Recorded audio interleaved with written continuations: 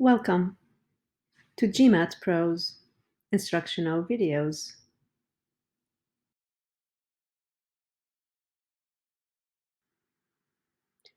Let's start with definitions.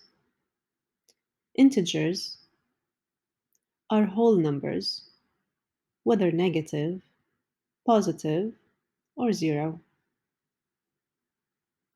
A prime number is a positive integer that is divisible only by itself and 1. Examples of prime numbers are the ones shown here: 2, 3, 5, 7, 11, 13. Two things to know about prime numbers. The first thing is that 0 and 1 are not prime numbers. And the second thing is to note that the only even prime number is the number 2.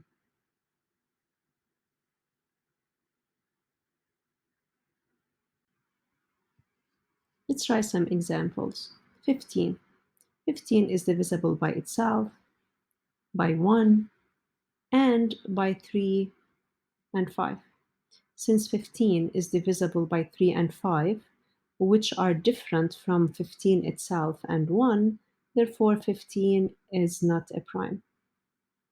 In the GMAT, they might ask you something like, does the integer k have a factor p such that 1 is less than p less than k?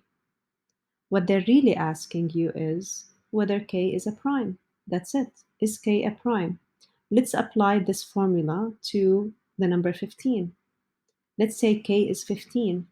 Since we have two integers between 1 and k, or in this case between 1 and 15, which are the 3 and 5, so therefore in the case of 15 we do have an integer p, which are the 3 and 5 that are factors of 15 itself, right? That are divisors of 15.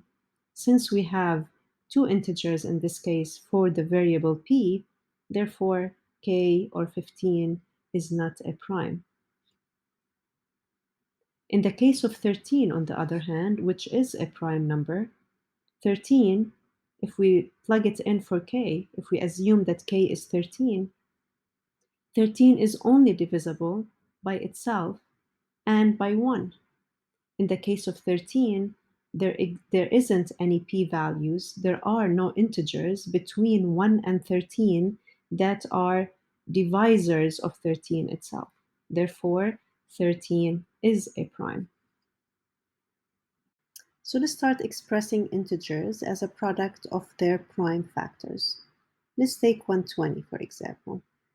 Pick any two numbers. When you multiply them, you get 120.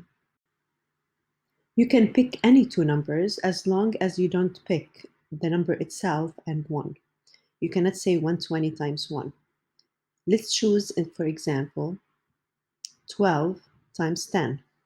120 can be expressed as 12 times 10. 12 is not a prime number, so we take it further and we express 12 as 2 times 6, for example. 2 is a prime number, so we put a circle around it to remind ourselves that 2 is a prime factor of the number 120.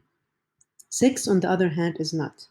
So we factor it further and we express it as the product of 2 times 3. Both of these numbers, 2 and 3, are prime numbers. So we again put a circle around them to remind ourselves they are both factors of the number 120, prime factors, I should say. Then we look at the 10. The 10 is not a prime number, so we express it as its prime factors 2 and 5. Both of them are prime factors, so we put a circle around them to remind ourselves that they're both prime factors of the number 120. Now we can express 120 as a product of its prime factors. Basically, 120 is equal to 2 times 2 times 2 times 3 times 5, or we can write it as 2 to the power of 3 times 3 times 5.